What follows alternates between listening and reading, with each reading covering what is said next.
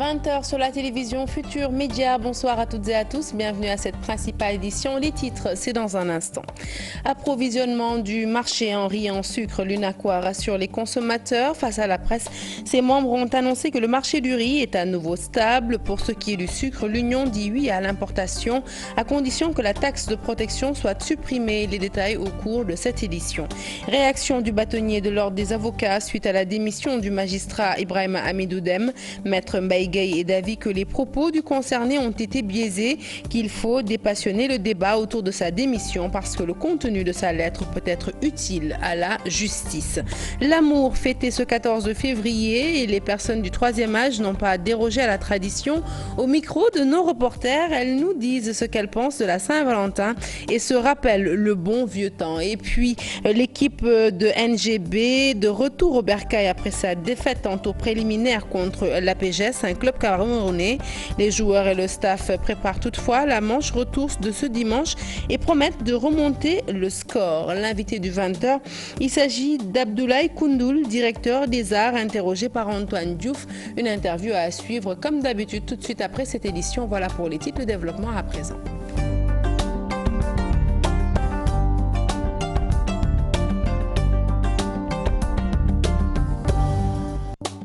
Rebonsoir à tous. Je vous l'annonçais donc tout de suite en titre. L'UNACOIS dit oui à l'importation du sucre, mais à condition que la taxe de protection soit supprimée. Ses membres ont fait face à la presse. Ils se sont réunis pour se prononcer sur le ravitaillement correct du marché en riz, mais aussi en sucre. Pour ce qui est du riz, l'Union des commerçants rassure les consommateurs. Le marché a retrouvé sa stabilité et pour améliorer la production locale, de lourds investissements ont été consentis pour l'instauration d'unités de transformation. Aïssatou Paye a assisté à cette conférence de presse, compte rendu.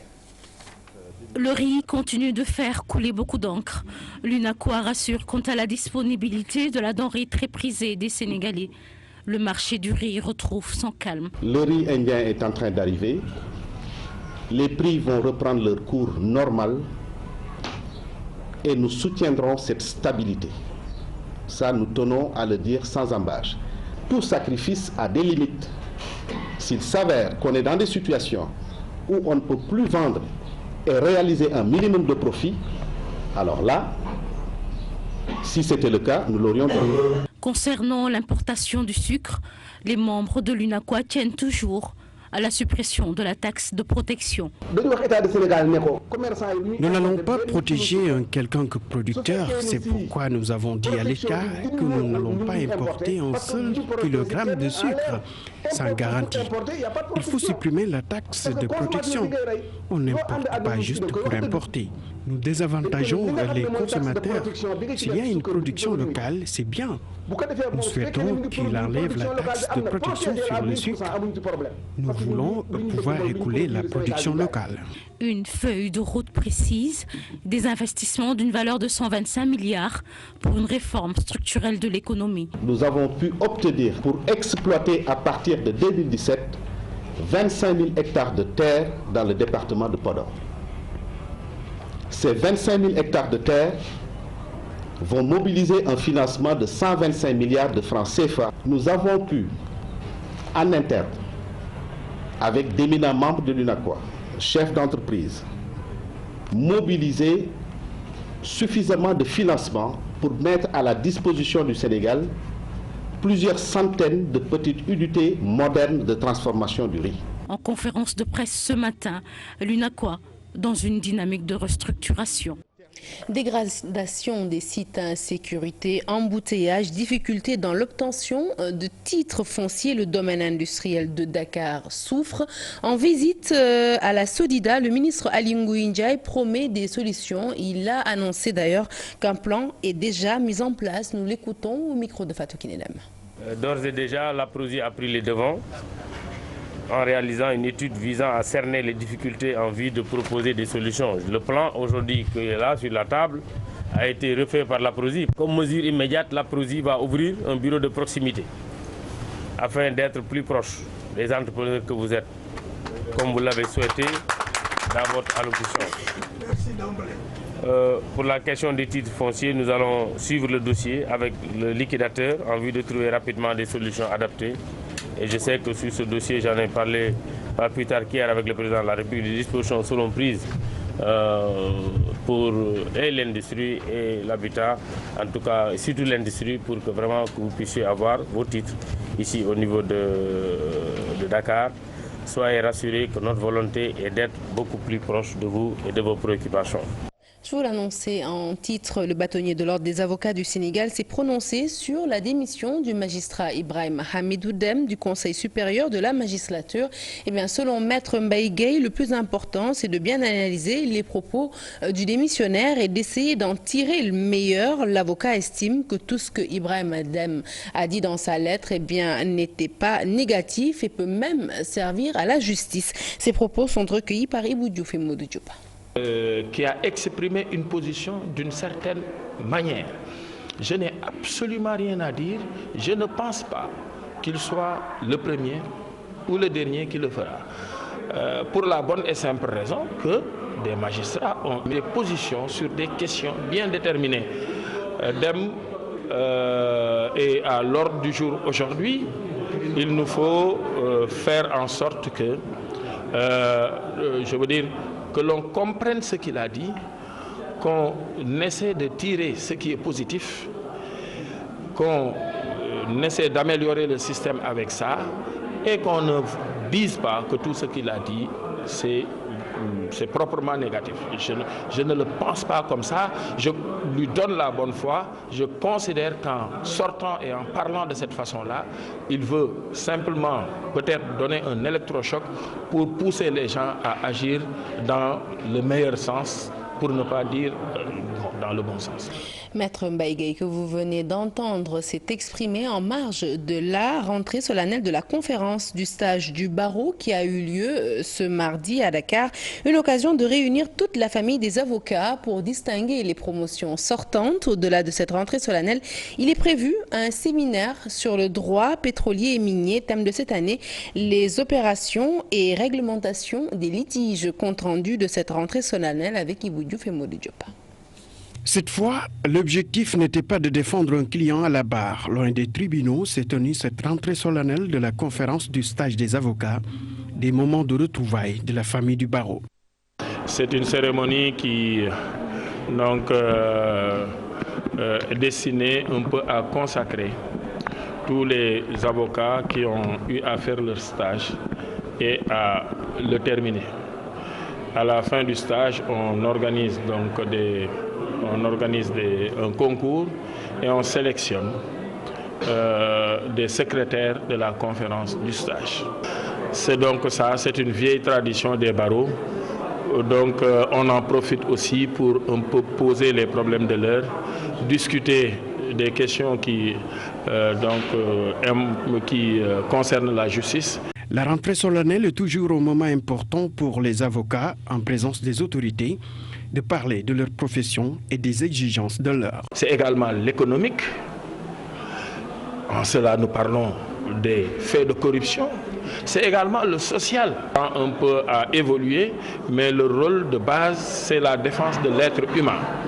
Échanger et discuter de l'évolution de la profession d'avocat et des modules de formation qui s'imposent pour le renforcement des capacités des techniciens de droit. Je veux dire, aujourd'hui, le droit a évolué. Ce qui était valable, le barreau des années 70, 60, 80, ce n'est plus le barreau actuel. Le monde va très vite, le droit suit. Aujourd'hui, l'avocat, on lui pose une question, on attend sa réponse dans les 24 heures. À partir de ce moment, nous avons l'obligation de former les avocats. C'était aussi l'occasion de distinguer 12 avocats issus de 2 dernières promotions. Au-delà de cette rentrée solennelle, un séminaire est organisé par l'Union internationale des avocats sur le droit pétrolier et minier, sur le thème « Les opérations et règlements de litige ».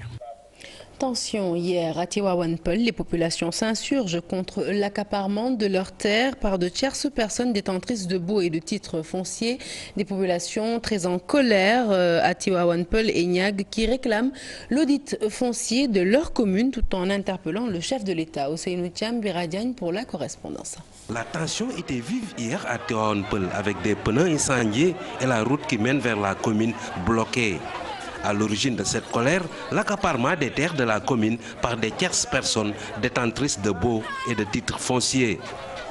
Ces populations visiblement affectées par cette boulimie foncière réclament l'audit foncier de la commune. Se réveille un bon jour avec une centaine de titres fonciers établis au niveau de la zone, ce qui est anormal.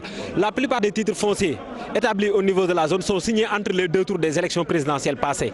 Et nous déplorons cette situation-là. Parce qu'avant ces titres fonciers-là, il y avait des occupants. La population avait déjà occupé cette terre depuis belle lurette. La population a eu des délibérations approuvées par le sous-préfet qui représente l'État au niveau de la localité. Alors, ces délibérations-là établies, la population est allée directement occuper ces terres. Certains ont cédé une partie de leurs terres, certains y cultivent, certains y font d'autres activités. Un bon jour, la DSCOS vient nous dire que toute cette zone-là est titrée. Et nous déplorons cette situation-là et nous interpellons directement le Macky Sall. Parce que la fois passée, vous l'avez vu au niveau de la télé, ils sont venus démolir des centaines de maisons au niveau de Tivaouane Peulh. Des maisons d'une valeur de quarantaines de millions et plus. Et nous déplorons cette situation-là, nous disons non. La population visiblement affectée par cette boulimie foncière réclame l'audit foncier de la commune. Nous réclamons un audit foncier, que ceux détentrices des titres fonciers nous disent, viennent discuter avec la population, que la population soit au courant de la provenance de ces titres fonciers-là, que la population soit au courant de l'origine de ces titres fonciers-là, parce que nous avons des titres de propriété. Voilà, et nous sommes prêts, franchement, nous sommes prêts à nous battre corps et âme pour que notre dû nous revienne de droit. Du côté de la municipalité, les proches du maire rejettent toute implication de l'institution et exhortent les populations et les victimes de démolition de se retrouver autour d'un seul collectif afin de mieux porter le combat. Dans le département de Rufisque, 80% des demandes de lotir et d'accès à l'eau potable sont toujours en attente. Pour mettre fin à ces lenteurs administratives, eh bien, l'État décline une nouvelle approche. Elle est dénommée approche rapide. Elle va servir à alléger la souffrance des populations. Dans la même perspective, eh bien, le ministère de l'Hydraulique met sur pied une équipe d'initiative à résultat. Mansour Faye souligne que l'accès à l'eau potable est une priorité pour le gouvernement. Compte rendu, Chartidiane Dion. L'expérience des années passées montre que les habitants du département de Rufisque ont toujours souffert un accès difficile aux services publics, tels que avoir une autorisation de lotir ou l'approvisionnement en eau. Pour mettre fin à tout cela, l'État initie l'approche à résultat rapide. Le diagnostic a été fait de ces procédures qui sont souvent longues, fastidieuses pour les usagers de l'administration et qui sont à la base de beaucoup de frustration. C'est pour cela d'ailleurs qu'à l'issue du forum, comme il l'a rappelé, le président de la République a validé un plan d'action prioritaire avec 50 mesures.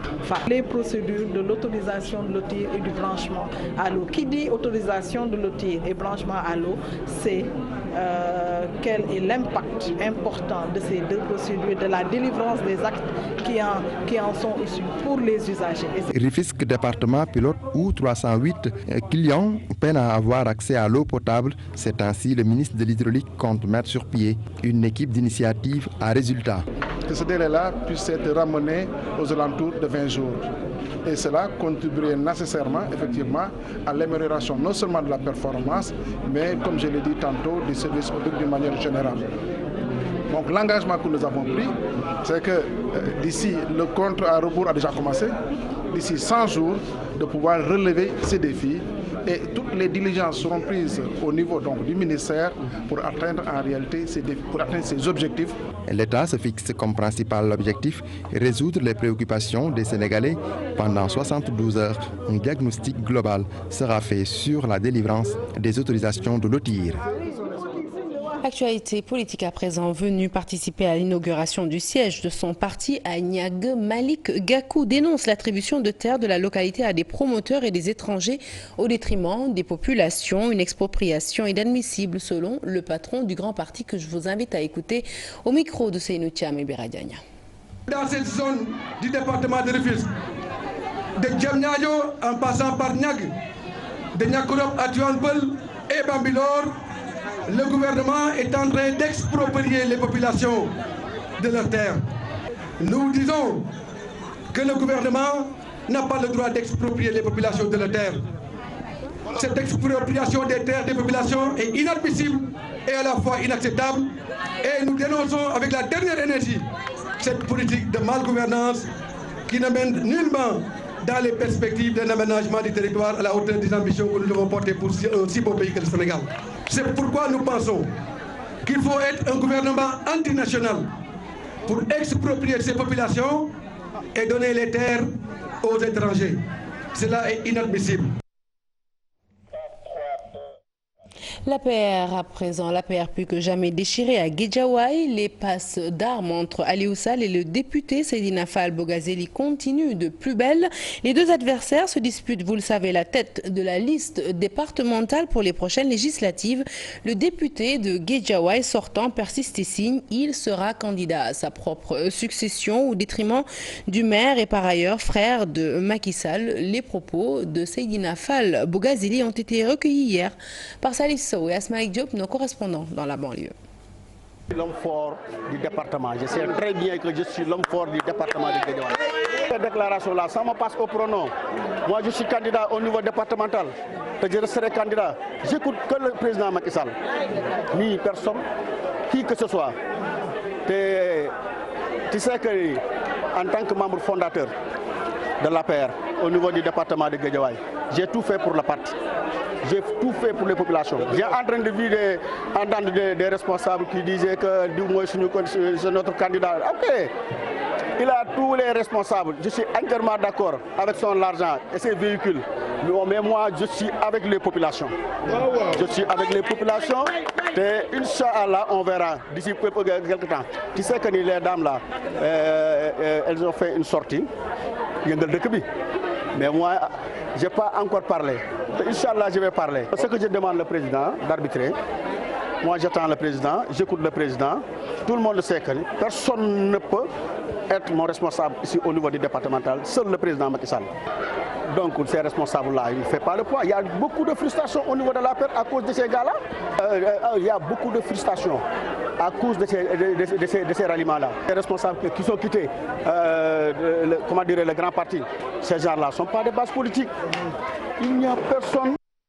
Nous restons avec ces tensions notées un peu partout dans le pays. Une explication à ces regains de tension, la veille des investitures qui, vous le savez, naturellement aiguise les appétits dans les partis politiques et crée le choc des ambitions. C'est d'ailleurs le cas au sein du parti présidentiel, l'APR de Macky Sall, qui n'est donc pas une exception. Adia Tala nous en dit un peu plus dans ce récit. L'APR renoue avec la violence. Ziguinchor s'est illustré de fort belle manière ce week-end dans des batailles rangées entre les partisans de Benoît Sambou et ceux favorables à Aminata Angélique Manga, tous deux responsables de l'Alliance pour la République. Ils ont été précédés par les jeunes de la Cogère derrière Thérèse Faye venue animer une conférence à Fimela. Elle en a été empêchée par des proches de sa rivale, Mariama Babou, qui avait, elle, entamé une campagne de sensibilisation pour les inscriptions sur les listes électorales dans la même localité. La fin de la récréation sifflée par le président de l'APR apparemment n'a pas été entendue. Les différents acteurs ont foulé aux pieds l'injonction du chef à Kaolack. Également, Djen Farbassar, Mariama Sarr et Nafissatou Diop Cissé, entre autres, ont durant ce week-end déclaré Mimi Touré persona non grata à l'APR de Kaolack. À Guédiawaye, les partisans du député Seydina Fall alias Bogazeli et ceux d'Aliou Sall, le maire de Guédiawaye, se regardent en chien de faïence à cause des prochaines investitures. À Matam, Daouda, questeur à l'Assemblée nationale, et ses partisans contestent la légitimité de Farbangom comme coordonnateur régional, Mamadou Talla, ministre de l'Artisanat, comme coordonnateur du département de Kanel, et Abdoulaye Salissal du département de Matam. Décidément, l'APR fait face à une crise profonde qui ne dit pas son nom. La guerre de positionnement a miné le parti à quelques mois seulement des législatives. La guerre allant crescendo, certains cadres pensent que c'est dans l'ordre normal de la vie politique d'un parti, et d'autres prônent des sanctions à l'encontre des fauteurs de troubles. Ces remous à l'APR est la résultante de l'absence de structure au sein de la formation politique. Structurer le parti en nommant des coordonnateurs régionaux et départementaux à quelques encablures des législatives, ou bien sanctionner les acteurs de la violence qui sont pour la plupart des cadres du parti, n'est-il pas un pari risqué? La dernière décision revient au président Macky Sall, chef du parti APR.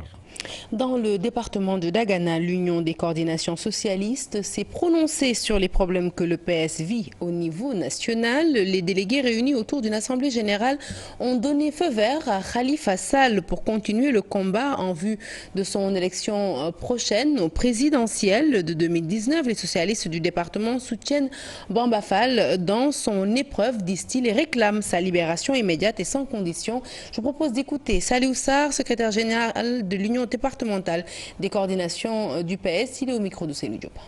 Le département de Dagana soutient les camarades Bamba Fall et les camarades Birakan Ndiaye et les autres camarades qu'ils considèrent comme des détenus politiques. Ils condamnent leur arrestation et exigent une libération immédiate sans condition ni préalable. Comme tout le monde l'a constaté, avec les événements du 5 mars, on a dit que c'était des nervis, des drogués. On se rend compte au finish, on n'a arrêté que 10 camarades qui sont des responsables. Bamba Fall, le maire de Médina, Birakan Ndiaye, le secrétaire général de coordination, coordinateur au niveau du département de Dakar, au niveau socialiste, directeur de cabinet du maire Khalifa Sall. Donc, ce ne sont pas des nervis, c'était des camarades. Moi qui vous parle, j'étais avec eux dans la salle. Et quand les jeunes ont lancé des pierres, les premiers tessons sont tombés sur Birakan Ndiaye et Bamba Fall. Donc ce n'est pas des nervis. Je ne pense pas que des gens puissent dire venez nous tuer et tu restes dans la salle pour qu'on te tue. Ils ne peuvent pas donner ces ordres. C'est des camarades socialistes qu'on les libère et qu'on continue la politique. Vous l'annoncez en titre, l'amour fêté ce 14 février. Les 3e âges n'ont pas dérogé à la tradition. À la Médina, des retraités se rappellent le bon vieux temps. En ce jour de Saint-Valentin, eh bien, beaucoup de bons souvenirs pour certains, pour d'autres, eh bien, pas de disposition particulière, et tout simplement parce que l'amour se fête selon eux tous les jours. Fatidien les a rencontrés, reportage. Guilaïdier, chef de production à la retraite depuis une dizaine d'années. Au bout du fil, son épouse.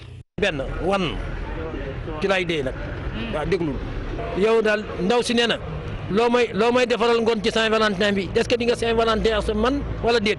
tonton nee na tey ngalax bu saf la bëgg nu muy demee tey waaw. xanaa toggal ko reer bu neex. ah. Samba Lombay, ancien chef de secteur domaine au port autonome de Dakar, a sa façon bien à lui de fêter la Saint-Valentin. En ce jour particulier, il renouvelle ses vœux à sa douce moitié, sa belle amie. Je n'aurai pas le mot qu'il faut pour vraiment t'exprimer les vœux que j'ai. Et je leur ai fait savoir que j'ai voulu te faire une surprise. Parce que j'aime bien les surprises. Hein. Et je sais que vraiment je t'aime et je t'aime très fort. Tata Ami, dégg nga tonton li mu wax lan ngay tontu ci déclaration d'amour bi mu la defal? Ah, je pas de mots. Ah. Je pas de mots. Ndeysaan. Parce que nag après tant d'années de mariage, je crois que c'est mon cadeau. Ndeysaan. Ici, à la rue 39, angle 18, ces retraités nostalgiques évoquent la belle époque. On dansait, surtout le cubain. D'accord. Mais vous ne portez jamais de rouge blanc ou de rouge noir? Oui, rouge blanc au sol. Moi, je trouve que Saint-Valentin, c'est 365 sur 365. Moi, ma Valentine, je pense que je n'ai même pas assez de temps. Souvent, je me dis que les 24 heures sont insuffisantes. La Saint-Valentin, fêtée aujourd'hui, mais peu connue avant. Non, nous ne savons pas Saint-Valentin, parce que nous ne savons pas Saint-Valentin. Pas de couleur rouge, pas de cadeau particulier, mais beaucoup d'amour à offrir. Le secret d'un mariage réussi. Et on n'a pas quelque chose de plus beau qu'une épouse. D'accord. Merci à Fatidien pour ce reportage touchant et bonne fête de Saint-Valentin à tous ceux qui nous regardent ce soir. Hors de chez nous, Eva Marie Kolsek remporte le prix du meilleur ministre au monde, un prix décerné par le sommet mondial des gouvernements, un rendez-vous annuel de décideurs organisé à Dubaï. La ministre de la Santé du Sénégal a été récompensée pour son rôle dans la lutte contre l'épidémie d'Ebola. Awa Marie Kolsek a reçu sa récompense des mains de Cheikh Mohammed Ben Rached Al Maktoum, vice-président et par ailleurs Premier ministre des Émirats Arabes Unis et souverain de Dubaï, envoyé spécial aux Émirats Arabes Unis, Chérif Dia.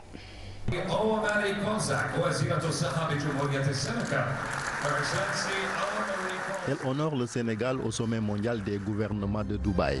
Eva Marie Coll Seck s'est vue attribuer le prix du meilleur ministre au monde, une distinction qu'elle reçoit des mains du Premier ministre et vice-président des Émirats arabes unis, Mohammed bin Rachid Al Maktoum. C'est d'abord un sentiment de fierté pour le Sénégal, parce que je considère que c'est un prix pour le Sénégal. Un pays qui se bat, un pays qui voudrait arriver à l'émergence en 2035, un pays qui vient de loin mais qui veut chaque jour faire un pas devant. Une centaine de candidats étaient en compétition, mais le sommet mondial des gouvernements a porté son choix sur la très expérimentée ministre de la Santé du Sénégal pour ses efforts en faveur du secteur, mais surtout dans la lutte contre Ebola. C'est donc déjà une fierté pour notre promotion, mais surtout une fierté pour le Sénégal et l'Afrique. Parce que vous savez que ce sommet auquel participe le président Macky Sall regroupe un certain nombre de grands décideurs politiques notamment, et que ça soit le moment choisi et l'instant choisi pour remettre une distinction aussi méritée à notre ministre de la Santé, ne peut que montrer au Sénégal la voie qu'il faut suivre. Moi, je pense que ça n'étonne personne aujourd'hui que le professeur Eva Marie Coll Seck ait été désigné meilleur ministre dans la gouvernance, je ne dirais pas médicale, mais dans la gouvernance du bonheur. Parce qu'il s'agit pour le ministère de la Santé d'assurer le bien-être. Et les politiques qui ont été mises en place par le président de la République ont trouvé écho chez les populations parce qu'il y a eu un ministre qui a utilisé le fast track. C'est-à-dire qu'il a utilisé les stratégies les plus innovantes pour atteindre les objectifs les plus pertinents. Visiblement émue, la lauréate dédie ce prix au président Macky Sall, qui a lui aussi pris part au sommet mondial des gouvernements. Encore faire mieux, encore faire plus. Nous, c'est notre devise au niveau du ministère de la Santé et de l'Action sociale. Nous considérons que la santé des populations, les problèmes de vulnérabilité des populations, ce sont des priorités. Remettre encore tout le monde au travail et dire voilà, le monde pense ceci, le monde se rend compte que nous faisons beaucoup d'efforts, donc il faut encore en faire plus. Et voilà, ce sera sans doute plus difficile encore. La lauréate du prix du meilleur ministre est finalement devenue la star du sommet avec cette série d'interviews accordées à la presse internationale. Mais Eva Marie Coll Seck veut avoir le triomphe modeste, sachant qu'elle a d'autres défis à relever, notamment rendre plus performant le système de santé au Sénégal. Les jeunes invités à un retour aux valeurs pour freiner la radicalisation en Afrique, une lutte qui passe par l'implication des intellectuels mais aussi des chercheurs africains, mais surtout par une connaissance du phénomène. Un séminaire international sur la radicalisation religieuse des jeunes s'est ouvert à l'école des officiers de la gendarmerie nationale. C'était justement à l'occasion de l'anniversaire des 10 ans de cette école, Fatou Kinidem. La connaissance du phénomène de la radicalisation, un des aspects pour mieux identifier les stratégies de lutte contre la montée fulgurante des groupes qui se revendiquent djihadistes. Pour guérir d'un mal, la connaissance de ses racines est nécessaire. Et comme le rappelait, je le cite à nouveau, le président de la République lors du forum que j'ai déjà évoqué, c'est nous d'abord, pays africains, qui sommes directement concernés par ces défis et interpellés par la recherche de moyens pour y faire face. Intellectuels, chercheurs africains interpellés dans la recherche de solutions. L'islam radical, ce terme souvent utilisé est à bannir car la conduite de ces groupes est justifiée du fait qu'ils ont une connaissance limitée des enseignements de l'islam. Certaines personnes prennent à la lettre certains enseignements du prophète ou certains enseignements coraniques. Le prophète, paix et salut sur lui, nous l'avons illustré tout à l'heure, estimait que lorsque Dieu vous fait obligation de traiter votre prochain, essayez de lui trouver beaucoup d'excuses. L'islam égale aussi sécurité, rappelle le conférencier. Si vous n'avez pas la sécurité, le cadre matériel au sein duquel vous évoluez risque d'être pour vous un enfer. Ce séminaire international sur la radicalisation religieuse des jeunes regroupe les plus hautes autorités de la gendarmerie nationale. Une rencontre de 4 jours avec des thématiques dont le but est inviter également la jeunesse à un retour aux valeurs.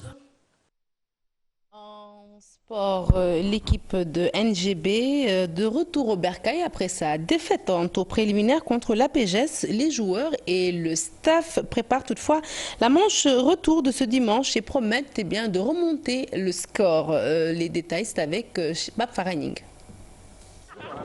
Une défaite amère qui ne reflète pas la physionomie du match. L'équipe de Niary Tally a forcément des regrets, mais à son retour tire beaucoup d'enseignements lors de cette confrontation. Ça n'a pas été trop difficile. Je crois qu'on a joué de la malchance parce qu'on a encaissé un but à 15 minutes de la fin et qui puisait contre notre camp. Donc je crois que cette équipe était largement à notre portée, mais malheureusement, par manque de chance et aussi par manque d'expérience, je crois, c'est pour cela qu'on a perdu ce match. Là-bas, même si on a fait un match correct, on n'a pas joué sur notre vraie valeur. C'est une équipe qui est très athlétique, qui impose beaucoup de duels, qui est bien organisée globalement. Malgré le peu de temps qui reste avant le match retour, l'équipe va essayer de peaufiner des stratégies pour passer ce cap. On va donner le meilleur de nous-mêmes parce que c'est pas fameux de remonter un but.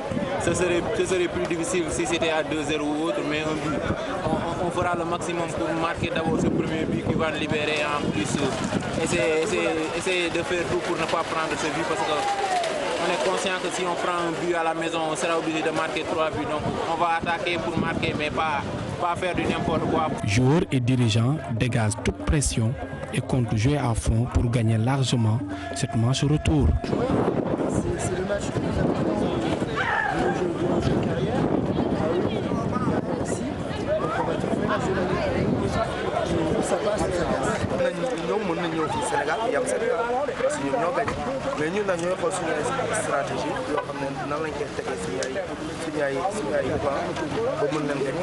À leur descente d'avion, les joueurs de NGB ont déjà toutes leurs pensées sur ce match retour. Ils espèrent que le stade Demba Diop sera plein pour les pousser à la qualification.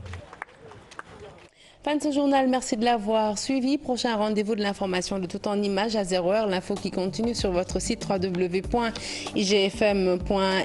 Tout de suite, je passe le témoin à Chérif pour permanence. Encore une fois, bonne fête de Saint-Valentin à tous ceux qui nous regardent ce soir. Bonsoir Chérif. Bonsoir.